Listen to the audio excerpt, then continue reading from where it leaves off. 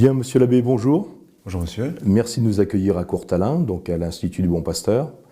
Nous allons parler aujourd'hui des dons du Saint-Esprit. Est-ce que vous pouvez nous expliquer ce que sont les dons du Saint-Esprit? Les dons du Saint-Esprit sont l'un des aspects du dispositif que le bon Dieu a mis en œuvre pour nous mener jusqu'au ciel.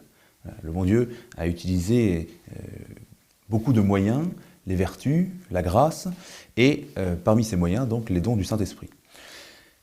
Ils servent à nous permettre d'agir d'une certaine façon directement sous l'influence de Dieu.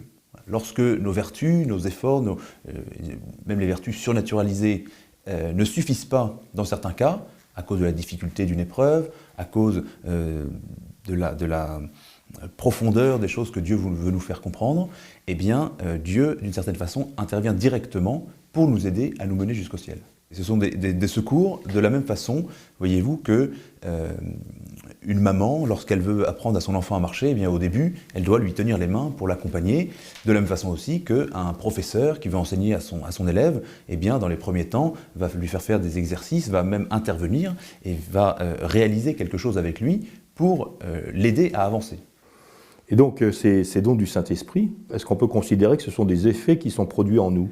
Alors tout à fait. Les dons du Saint-Esprit sont produits par Dieu dans notre âme. Vous voyez, il y a un exemple qui est pris souvent, c'est l'image des voiles du bateau.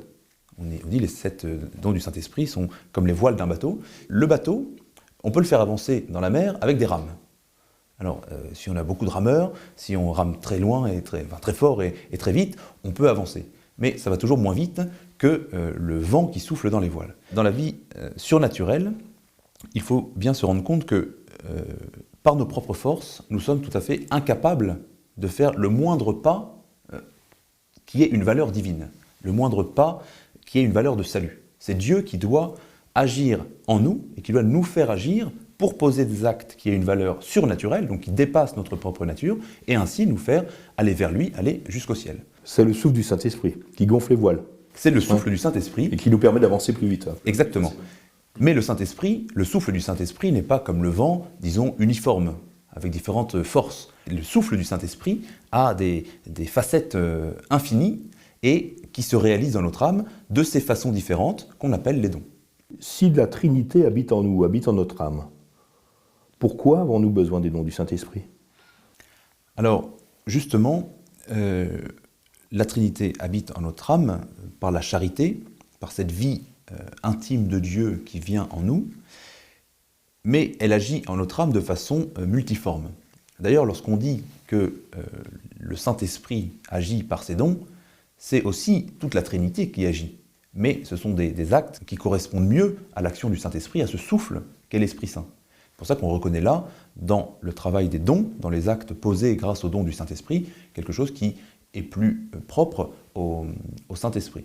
Évidemment, il n'y a aucune contradiction, puisque le but de la vie spirituelle, c'est bien la béatitude, c'est-à-dire cette union parfaite avec la Trinité, dans le sein de la Trinité, et puis que la charité, évidemment, est le centre, le cœur, comme aussi la fin d'ailleurs, de toute notre vie spirituelle.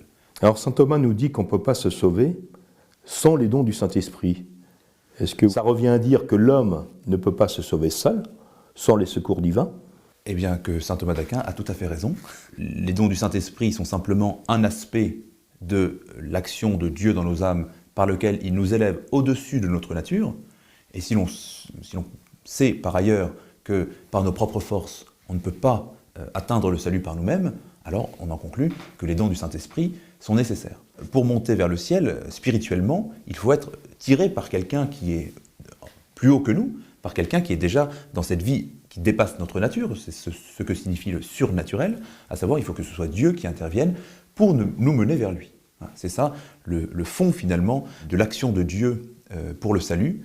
Dieu se fait homme pour nous ramener vers lui, et tout le régime de la grâce, aussi bien dans les sacrements que dans les grâces actuelles, que dans les dons du Saint-Esprit, eh bien c'est de la même façon Dieu qui intervient dans le monde pour nous ramener vers lui.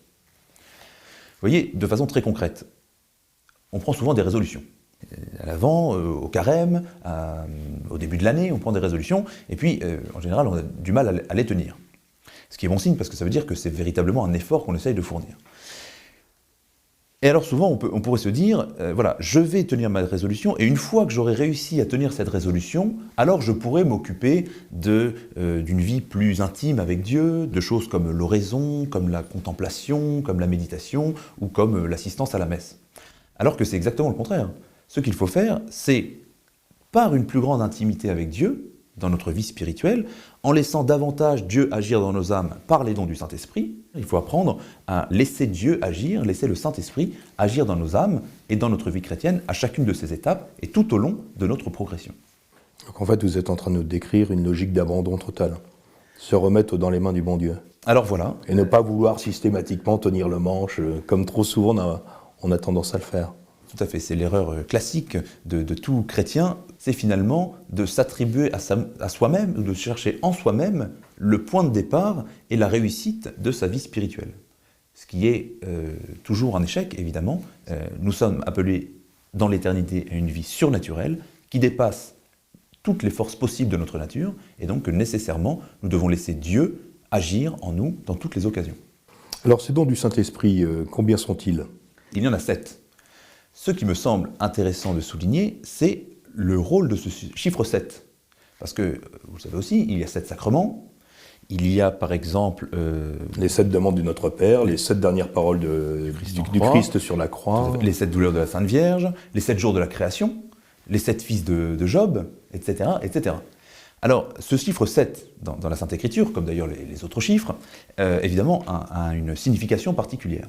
Et les exégètes, les spécialistes de la Sainte Écriture, nous disent qu'il faut comprendre ce chiffre 7, à savoir, c'est la marque de l'action de Dieu.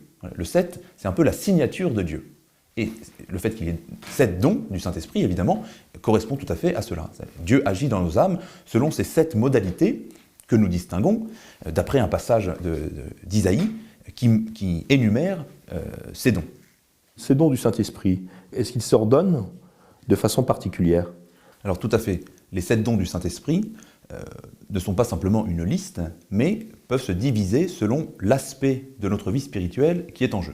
Le premier aspect, c'est d'abord la fuite du péché. Eh bien, on trouve 3 dons du Saint-Esprit, 3 façons pour le Saint-Esprit d'agir directement dans nos âmes, à savoir d'abord le don de crainte de Dieu, ensuite le don de piété, et ensuite le don de science.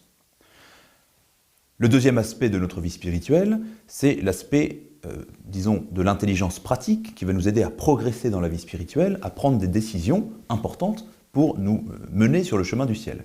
Et là, il y a 2 façons pour le Saint-Esprit d'agir en nous. D'abord par le don de conseil, et ensuite par le don de force. Et puis, troisième aspect de notre vie spirituelle, qui va nous permettre de pénétrer davantage dans les mystères de la divinité, dans la profondeur du mystère de Dieu. Et là, le Saint-Esprit va nous y aider, va nous y mener par le don d'intelligence et par le don de sagesse. Mais est-ce qu'on peut aussi ordonner ces dons du Saint-Esprit par rapport aux vertus ? Les vertus théologales ou les vertus cardinales ? Alors bien sûr, le Saint-Esprit intervient à travers ces dons pour fortifier ce que les vertus en nous ne parviennent pas à réaliser parfaitement. Donc les dons sont au service du perfectionnement des vertus. Alors comme il y a 7 dons, eh bien, on peut chacun les attribuer à l'une des vertus, soit les 3 vertus théologales, foi, espérance, charité, soit les 4 vertus morales cardinales, à savoir force, prudence, justice et tempérance, bien sûr. Alors on vient de voir les dons du Saint-Esprit et leur rapport avec les vertus. Est-ce qu'on peut faire aussi un lien avec les béatitudes ? Tout à fait. D'ailleurs, celui qui fait ce lien n'est pas n'importe qui, puisque c'est saint Augustin lui-même qui, dans l'un de ses traités, eh bien, organise les dons du Saint-Esprit et les met en parallèle avec les béatitudes. Alors, celui qui est un peu agile d'esprit se pose la question, il y a 8 béatitudes, et pourtant il n'y a que 7 dons du Saint-Esprit. Mais saint Augustin trouve une façon de lier 2 béatitudes et d'en faire le sommet de la vie spirituelle. Toutes ces béatitudes, eh bien, nous montrent ce que Dieu veut que soit notre charité. Et finalement, on est en train de reboucler par rapport à ce que vous avez dit au départ, puisque on vient de faire le rapport entre les dons du Saint-Esprit et les béatitudes. Et puis au départ, vous nous avez dit, les dons du Saint-Esprit nous aident à aller vers notre destinée, que qui est en fait la Qui est patrie la céleste, béatitude. la béatitude. La béatitude, exactement. Exactement. L'édifice de la vie spirituelle consiste à laisser Dieu agir en nous pour nous mener vers lui. Merci Monsieur l'abbé, merci beaucoup pour cet entretien.